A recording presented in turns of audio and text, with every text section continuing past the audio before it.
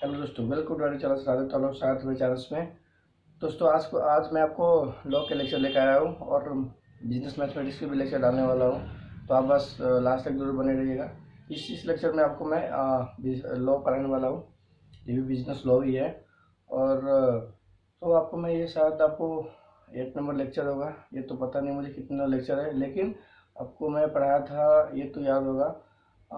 यहाँ से अब स्टार्ट करने वाला लॉफुल कंसिडरेशन। लॉफुल एलिजिबिलिटी होता क्या है, आपको इसमें ये बताने वाला हूँ। क्योंकि हम सब फ्री कंसेंट को 5 पार्ट में पढ़ लेते, उसके बारे में पर्सन क्या होना चाहिए, माइनर नहीं होना चाहिए, साउंड माइंड होना चाहिए और नॉट डिस्क्वालीफाइड यानी डिस्क्वालीफाइड पर्सन चाहिए। तो ये सेक्शन 11 में आपको 3 बात पढ़ाए थे, उसके मैं बहुत सही तरह से डिस्क्राइब किए थे।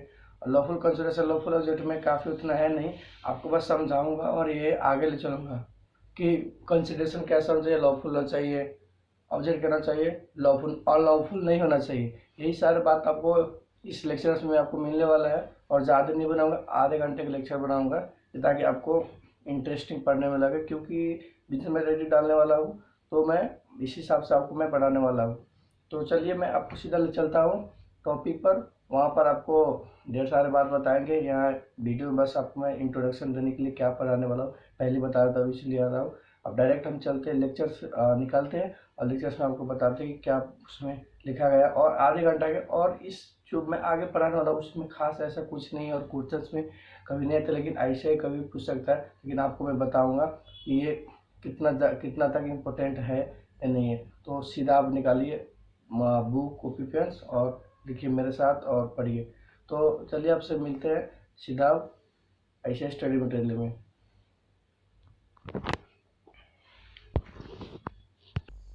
तो दोस्तों, आपको याद होगा मैं यहाँ तक पढ़ा दिया था पोजीशंस ऑफ माइनर्स को position on short minors person make contract, ये भी पढ़ा दिया था। और कॉन्ट्रैक्ट बाय डिसक्वालीफाइड पर्सन भी आपको मैं बता दिया था।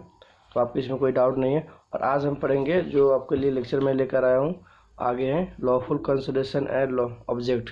Means lawful consideration, lawful object भी क्या होना चाहिए, लॉफुल होना चाहिए। ये आपको हेडिंग से ही पता चल गया होगा कि हमारा कंसिडरेशन जो करे तो कैसा होना चाहिए, लॉफुल होना चाहिए। और ऑब्जेक्ट भी क्या होना चाहिए, लॉफुल होना चाहिए। बस आपको ये ध्यान रखना है। अब आइए क्या लिखा है, अब वो दिखाते हैं।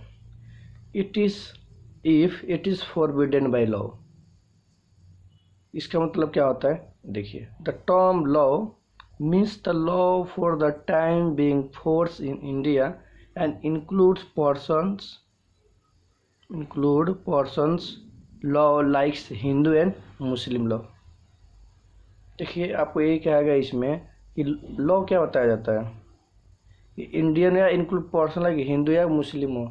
लॉ तो सबके लिए क्या इक्वली एप्लीकेबल होता है। हाँ, ये आप बस ध्यान रखना। इसी तरह आपको ये सेक्शन नंबर 23 में आप सही से पढ़ो, लेकिन आपको कुछ मैं बात बता रहा हूँ। जैसे ये होगा it may differ the provisions of any law. और दूसरा क्या है, इट इज़ फ्रॉडलेंट, ये भी आपको वहाँ पर सही मिलेगा। इफ़ इन, फिर भी यहाँ पर देखा है, देखिए कैसे देखा है। If it is such a nature that if permitted it would defeat the provision of any law. For instance, दोस्तों आपके पॉइंट में 2-4 बातें लिखी गई है। An agreement to give child in adoption in consideration alone allows to defeat the Hindu law, ये याद रखना। An agreement between Muslim husband and wife that after marriage wife shall liability of partner। तो ये आपको सारे बात याद रखना है। इतना आप समझिए, अगर कोई कंसिडरेशन कर रहा है, अगर कोई कंसिडरेशन आप कर रहे हैं, अगर लॉफुल है तो वैलिड रहेगा। अगर अनलॉफुल है तो फिर क्या हो जाएगा, भुट है। क्योंकि जो अब मान लो ब्राउन शुगर के आप कहोगे एक उस 2 मतलब एग्जाम्पल गुड्स के तरह से ले लेते हैं। अब बोले कि किसी एग्रीमेंट करेंगे कि हमें आपको ब्राउन शुगर भी देंगे, वो भी बोलेगा कि मैं भी पैसा ऐसे देने वाला हूँ। तो आप एक आपस में अगर कंसिडरेशन भी कर रहे हैं तो क्या करेंगे, अनलॉफुल कर रहे हैं। तो लेन देन आपस में ये गुड्स के मामले में हो गया। यहाँ पर जैसे आपको मैरिज की बात कर रखा है, बहुत सारे ऐसे बात। इतने समझिए कंसिडरेशन क्या होता है कि कंसिडरेशन के मतलब सेक्शन कितने 2 क्लॉज में डिफाइन करवाया था ना आपको, वो बात है। एक हिसाब से आपका अपने भाषा में समझना है तो आपको क्या बोलना पड़ेगा, लेन देन। यानी हम भी दे रहे हैं तो उसके बदले में क्या मिल रहा है। हम दे रहे हैं, उसके बदले में हमें क्या मिल रहा है। और जैसे एग्रीमेंट की डिफिनेशन में पढ़ते हैं ना, every process every set of permission for the consideration, वहाँ पे कंसिडरेशन वर्ड आता है, जहाँ जहाँ कंसिडरेशन वर्ड आ रहा है मीन्स वहाँ पर लेन देन की बात तो हो रही है। इतना आपको समझना है, ठीक है। और ऑब्जेक्ट भी क्या होना चाहिए, लॉफुल होना चाहिए। अब आप जिस ऑब्जेक्ट के लिए कर रहे हैं वो भी चीज़ क्या है, लॉफुल है नहीं है। तो आपको इसी बात ये इसमें सारे तरह का दे रखा है, मैं आपको बस छोटा छोटा में समझा दिया कि आपको ये, क्योंकि इसमें कैसे ऐसे उतना आता नहीं है, तो आपको मैं ये कह रहा हूँ कि जब इतना आता नहीं तो फिर हाँ बस समझना, तो इसलिए मैं बस समझा दिया बस लॉफुल कंसेंट किसको कहते हैं, लॉफुल ऑब्जेक्ट किसको कहते हैं। तो ये आपको, लेकिन एक चीज़ आपको इसमें याद करना है क्या, मैं आपको बताता हूँ ये वाला point, when the courts regard it is oppose to public policy, ठीक है। इसमें आपको दो चार बात ऐसे लिखे हैं जिसमें से केस स्टडी आ जाते हैं। केस स्टडी क्या होता है, आ जाते हैं। जैसे एक लिखा है स्टिपलिंग प्रोसेक्शंस, ठीक है, कैम्पेरिटी मेंटेनेंस। ये जो पॉइंट आपको मैं बता रहा हूँ ए से लेके डी तक, ये पॉइंट आप याद ही कर लीजिए, आ जाएगा क्वेश्चन आपको। और जैसे ये लिखा है तो क्या लिखा है आगे देखिए, the followings agreements are held to oppose to the public policy. और इसी का आपको क्या दिया है, 5 पॉइंट दे रखा है, ये 5 पॉइंट आपको रट लेना है। ये इसका पॉइंट 5 पॉइंट है, ये इसमें कुछ नहीं मिला सकते आपको, ये इसको याद कर लेना। क्या लिखा है, agreement of trading with enemy, agreement to commit a crime, ठीक है। फॉर एग्जाम्पल कल if A will B to C then B will pay, देख लो बोला है उसको तू पीटेगा तो मैं तेरा कितना दूंगा, कुछ भी मतलब उसको ये कर देगा तो मैं इतने दूंगा। तो जी अपोज टू पब्लिक पॉलिसी के सब क्या है पॉइंट है आपको। सी पॉइंट देखिए, agreement to interference with the courts of justice. D में क्या है, stifling prosecutions, champerty and maintenance. तो ये आपको हो गया। तो ये आप अपोज टू पब्लिक पॉलिसी के 5 बातें आपको मैं बता रही, ये चीज़ क्या करना है आपको, लॉफुल कंसेंट लॉफुल ऑब्जेक्ट में क्या याद करना है, ये अपोज टू पब्लिक पॉलिसी के 5 और ये इंपॉर्टेंट है, यहाँ पर आप इम्पोर्टेंट लगा लीजिए, आप ये इम्पोर्टेंट लिख लीजिए। तो दूसरा क्या आता है उसका, अगले पेज में क्या है। अच्छा ये आपको अब समझाना पड़ेगा कि मेंटेनेंस किसको कहते हैं और कैम्पेरिटी किसको कहते हैं, ये तो अभी आपको जानना जरूरी है। चलिए कैम्पेरिटी किसको कहते हैं आपको बताता हूँ। Champerty is an agreement where by one party to assist another to bring an action. एक पार्टी क्या कर रहा है, असिस्ट कर, लेकिन दूसरा क्या कर रहा है, एक्शन कर रहा है फॉर रिकवरी मनी और property and to shares the proceed for action. देख लीजिए, एक जने पर्सन असिस्ट कर रहा है, दूसरा क्या कर रहा है, एक्शन कर रहा है, किस चीज़ के लिए, मनी प्रॉपर्टी या जो चीज़ शेयर जो चीज़ भी हो, जिस आधार में आप काम कर कंपनी में, तो ये चीज़ करने के लिए कोई लैंड के बात हो रहा है तो प्रॉपर्टी। तो इस तरह मतलब एक कोई असिस्ट है और दूसरे क्या कर एक्शन कर रहा है, उसको हम क्या बोलते हैं, कैम्पेरिटी बोलते हैं, ठीक है। ये आपको समझ आ गया, बिल्कुल आपको समझ आ गया होगा। और अगर ये होगा तो लीगली होगा तो ये क्या होता है, वैलिड हो जाता है, जो आपको मैं पहले इतना बार समझ, कंसिडरेशन लॉफुल होगा तो वैलिड रहेगा ही, वो वैलिड हो ही गया ना, आप खुद समझिए। और यह 6 पॉइंट है, मैंने 5 पॉइंट ही बोला था, लेकिन एक और पॉइंट आ गया है जिसका नाम है मैरिज ब्रोकरेज एग्रीमेंट। क्या है marriage brokerage agreement, for example देखिए आपको दे रखा है, promise to pursue the marriage of monetary consideration बाइड। ये आपको आगे पढ़ने को मिलेगा आपको, agreement in restraint of trade, agreement in, अभी नीचे आपको मिलेगा मैरिज, किस किस पर रुकावट लगा रखे, किस किस चीज़ पर रुकावट लगा रखे, वो चीज़ आपको नीचे मिलेगा। उस टाइम क्या होता है, कॉन्ट्रैक्ट क्या होता है, आपका वोट हो जाएगा, एग्रीमेंट कॉन्ट्रैक्ट या क्या हो जाएगा, वोट हो जाएगा। तो आइए नीचे, agreement restraint of marriage, marriage case में ज़्यादा क्या लिखा है, सेक्शन 26 डिफाइन कर रखा है, आप जल्दी आप देखिए, every agreement restraint of marriage any person is void. अगर किसी पर रिस्ट्रिक्शन लगा रखे जो क्या आ जाएगा, वॉइड हो जाएगा। एक्सेप्ट क्या, in the case of minor, minor के एगेंस्ट, ये हटा के माइनर छोड़ के, माइनर न क्या सकता, माइनर में क्या मैरिज भी नहीं कर सकता है उनको रिस्ट। तो ये चीज़ आपको accept in case of minor बोला है, ठीक है, जितना होगा। अगर मेजर है उसके पास आप क्या उसके खिलाफ क्या कर रहा है, रिस्ट्रेंट मीन्स उसके पास उसके अब ये कह रहा है कि मैं अब शादी नहीं होने ये कर रहा है, तो वहाँ पर क्या होगा, कॉन्ट्रैक्ट क्या होगा, void हो जाएगा। लेकिन क्या है, एक्सेप्टिंग केस ऑफ, मान लीजिए ध्यान जरूर रखना, सेक्शन 26 यही कहता है। अब 27 क्या कहता है, agreement restraint of trade, the किसी के बिजनेस करने से आप कैसे रोक रहे हो। एग्रीमेंट रिस्ट्रेंट ऑफ ट्रेड यही कहता है कि आप किसी को बिजनेस करने से कैसे रोक रहे हैं। आइए दोस्तों क्या लिखा है, पढ़ते हैं थोड़ा। Every agreement by which anyone is restrained from carrying out a lawful business, profession or trade is void. That to the extent, कैसे बिजनेस पर रुकावट लगा रहा है, आप नीचे आप एक एक पॉइंट का आप समझिएगा। For example, Y agree to pay sufficient amount to X if you close the business in locality is void। बोल रहा है कि इस एरिया में आपको ये बिजनेस क्या करना है, क्लोज करना है, यहाँ पर आप नहीं कर सकते हैं, यहाँ से अब रिस्ट्रिक्शन लगा देगा। इसीलिए तो रिस्ट्रिक्शन लगा देगा कि इतने किलोमीटर के दायरे में आपको दिखना नहीं है, या आपको बोलेगा इतने समय तक, कुछ भी करके आपको क्या करेगा, रिस्ट्रेंट करेगा। तो आप देख सकते हैं, आपको पहले बता रहा है कि एग्रीमेंट रिस्ट्रेंट ऑफ ट्रेड किसी को होता है कि बिजनेस करने से कैसे रुकावट कर रहे हैं, वो चीज़ आपको इसमें पढ़ना है। सेल ऑफ गुडविल पाई, सेल ऑफ गुडविल क्या लिखे दोस्तों, the buyer of goodwill can make an agreement with the seller that not to carry similar business with specific local limit and period such. आपको क्या कह रहा है कि इतने लिमिट दे रहा है, आपको क्या दे रहा है, लिमिट दे रहा है और समय भी दे रहा है, समय भी तो कर रहा है। सच limit should be reasonable every regards. अगर आप भी किसी के दे रहे हैं तो ये अब ये तो नहीं कह सकते ना कि आप यहाँ पर कभी कर ही नहीं सकते, आपको कम से कम से लिमिटेड समय देना पड़ेगा।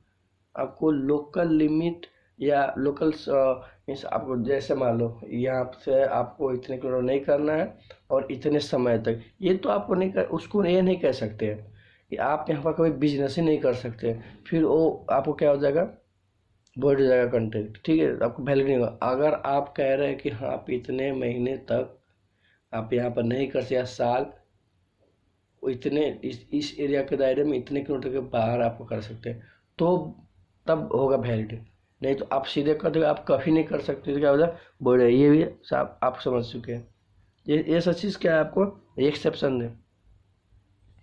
नॉट टू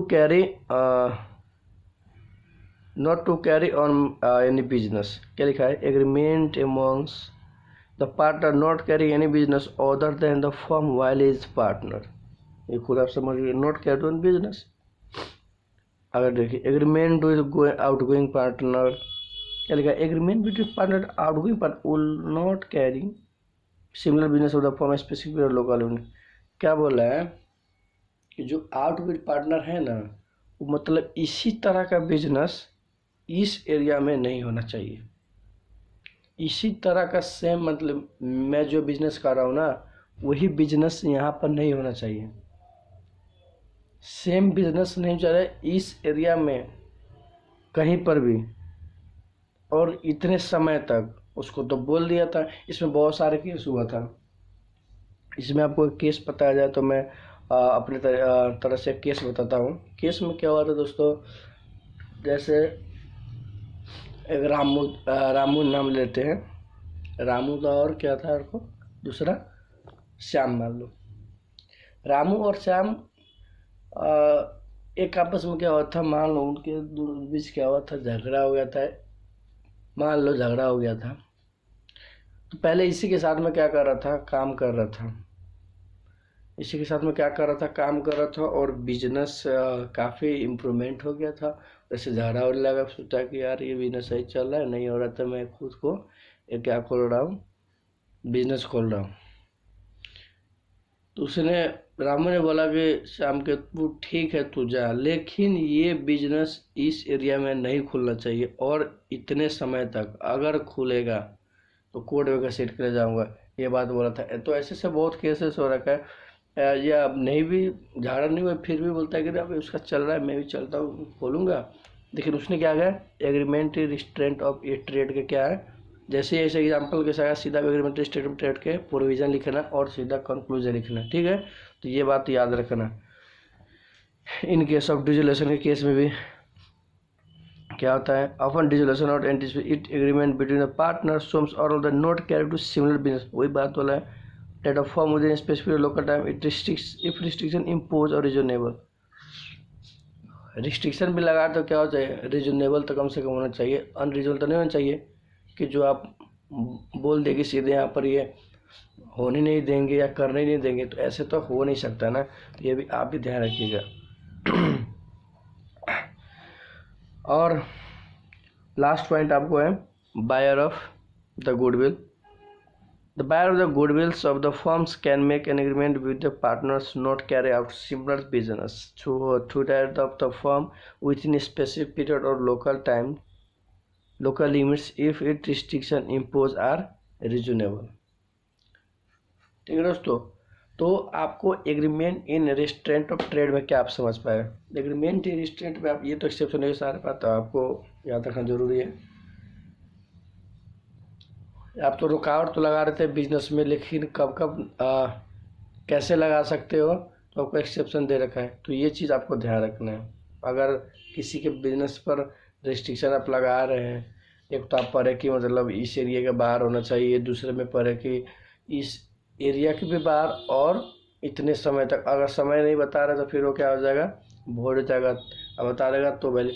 तो इन सारे बातों बहुत आते रहते हैं, इसमें बहुत ऐसे एग्जाम्पल आएगा जो आप खुद समझ आओगे, लेकिन इसमें दे नहीं रखा है, एक तो दे रखा है, मैं दूसरा बुक ले रखा हूँ तो आपको नहीं देख पा रहे हो, लेकिन है तो मैं आपको ऐसा ही एग्जाम्पल ऐसे दे रखा हूँ कि खुद समझ जाओगे। तो agreement state of trade agreement state of marriage भी समझ गया। दूसरा एक पॉइंट आता है जिससे आप समझ जाएंगे 28 और 29 और 30, ये भी आपको मैं क्या करने वाला हूँ, पढ़ाने वाला हूँ। 28, 29, 13 इसके मैं आपको एग्जांपल देख के सही से समझा दूंगा, क्योंकि ये जो मेरा बुक है इसमें आपको नहीं दे रखा है, लेकिन मैं आपको समझा, इसमें बड़े बड़े अक्षर में, इसलिए मैं आपको इस बुक से पढ़ा रहा हूँ और काफ़ी मैं कंसेप्ट दे रहा हूँ, अगर नहीं भी हो तो अब आते हैं agreement in restraint of legal proceeding. ये आप भी थोड़ा क्या होता है कि जो लिखा होता है उससे आप समझ चुके होंगे कि क्या लिखा है। अगर लीगल प्रोसीडिंग में भी क्या हो रहा है, रिस्ट्रेंट हो रहा है, लीगल प्रोसीडिंग में रिस्ट्रेंट क्या हो रहा है, वहाँ पर कैसे कैसे बात आएगा ये भी आपको जानना जरूरी है। सेक्शन 30 भी आपको जानना जरूरी है। तो नहीं होगा तो मैं एक आपको लिए दूसरा बुक ला रहा हूँ जहाँ से आपको मैं बता रहा हूँ, तो वहाँ पर ये सारे बात लिखी हुई है, ठीक है। तो दोस्तों आगे अपना agreement in restraint of legal proceeding, section number कितना है 28, सेक्शन नंबर 20 आप समझ गए। तो इसका प्रोविजन पर देखा लिखा, an agreement in restraint of legal proceeding is the one by which any party thereto is to restrict absolutely for enforcing his right under a contract through a court, ये याद रखना, और which average the usual period of starting legal process of contract this nature is void। यहाँ पे क्या हो रहा है, यूजुअल पीरियड मांग रहा है,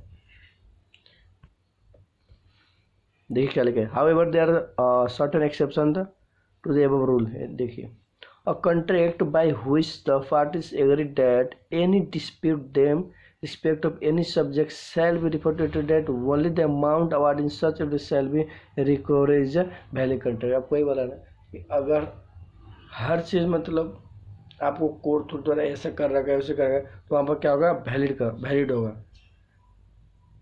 आपको इस तरह से जानना है कि अगर लीगली मतलब कोई कर रहा है तो वहाँ पर तो स्पेसिफिक पीरियड जरूर होगा, ये आपको सारी बात ये ध्यान रखना है, नहीं तो फिर आप क्या हो जाओगे, इन मुद्दे में फंस जाते, तो फिर आप कुछ के मतलब लिटी सोल्व नहीं हो पाते, तो ये आपको ध्यान रखना जरूर। तो ये आपको क्या रखा है, एग्रीमेंट रजिस्टर्ड लगे पर इसमें खास बात कुछ नहीं है, ये चीज़ आपको यहाँ रीजनल टाइम तभी आपको कैसा लीगली कोर्ट थ्रू द्वारा होना चाहिए।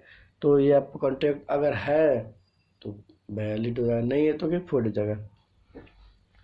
मेन तो बात आ गया सेक्शन नंबर 29 क्या करेक्ट है? Agreement the meaning of which is uncertain, the meaning of which is uncertain. Section 29 क्या डिफाइन कर रखा है, आप देख सकते हैं। An agreement the meaning of which is not certain is void, but where the meaning thereof is capable of being made the agreement is valid।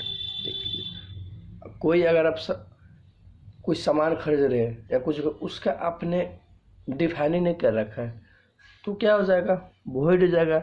सीधी सीधी बात है, एग्जाम्पल नीचे दे रखा है। Example number 53, or agrees to sell B 100 tons of oil। There is no things what kinds of oil was intended। आपने agreement किया किससे, 20 से, कितने ऑयल्स के लिए, 100 टन ऑफ, बट आपने वो डिफाइन नहीं करा कि मुझे ये तेल चाहिए। तेल तो बहुत सारे फॉर्च्यून्स हुए होते हैं, पेट्रोल होते हैं, मटेरियल होते हैं, डीजल भी, हर चीज़ होता है। आपने लेकिन डिफाइन किया नहीं कौन सा तेल चाहिए, सीधे आपने एग्रीमेंट कर दिया कि मुझे 100 ton of oil. The agreement is void for uncertain. आपने डिफाइन नहीं किया, एग्रीमेंट क्या हो जाएगा, वॉइड। सीधी सीधी बात है, आपने अगर किया होता तो क्या होता, वैलिड होता।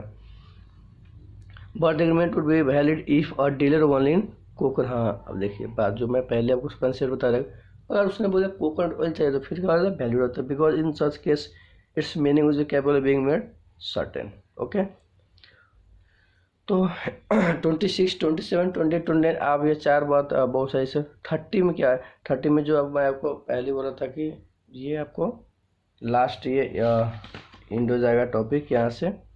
तो 30 में क्या होता है, वेजरिंग एग्रीमेंट। 30 में क्या होता है, वेजरिंग एग्रीमेंट किसको कहते हैं। तो आइए दोस्तों, वेजरिंग किसको कहते हैं, एन ए सेक्शन 30 डिफाइन करके पहले याद करें। Agreement by way wager is void. Wagering agreement जब में क्या होता है, वॉइड हो जाता है एग्रीमेंट। कैसे क्यों, ये नीचे एग्जाम्पल दे रखा, वहाँ सब समझिएगा। If it is an agreement involving payment of some of money upon the determination of uncertain event, the essence of wager is that each side should be stand win or loss depending on the way uncertain event takes place in reference with the। ठीक है, तो आप आइए दोस्तों examples number 54। Examples number 54 में आइए दोस्तों, यहाँ से आपको सही से क्या लिखा है, और एग्री टू पे बी कितना, 50,000 to B if it rain, if it run. क्या बोल रहा है, वेजरिंग एग्रीमेंट क्या बोला है। अब बीच बात से नहीं, ये बात कर लेते हैं, लेकिन हाँ पॉसिबल है, लेकिन फिर भी आपको समझ आ गया ना। क्या बोला है कि मैं जब भी पैसा दूंगा जब क्या होगा, बारिश होगा। ठीक, ऐसे एग्रीमेंट करा है। B promise to pay like amount if it does not rain, the agreement will be by wager but even party are control the event, agreement is not wager. यही आपको बोला ना, मतलब इम्पॉसिबल है लेकिन पॉसिबल भी हो सकता है, लेकिन जब बारिश होगा तब ये अलग तरह, इसलिए इसमें क्या हो जाएगा, वॉइड हो जाएगा, वैलिड नहीं आएगा। ये एसेंशियल्स हो गया जो आपको ऊपर सारे बात दे रखा है, डिफिनेशन कोई है। अब ट्रांजेक्शन सिमिलर टू वेजरिंग, जिसको हम गैम्बलिंग भी कहते हैं, तो इसमें कितने पॉइंट होता है, 4 पॉइंट होता है दोस्तों। आपको मैं ऐसा ही समझाया, एक लॉटरी ट्रांजेक्शन होता है, क्रॉस पर्पजल्स ट्रांजेक्शन होता है, और स्पेक्युलेटिव ट्रांजेक्शन होता है, हॉर्स रेस ट्रांजेक्शन होता है। इसमें खास ऐसा कुछ दे नहीं रखा है, तो आपको मैं सीधा समझा दे रहा हूँ। ये 4 केस आपको याद रखना है, बस 4 पॉइंट जैसे भी आएगा तो ये 4 पॉइंट आपको याद रखना है।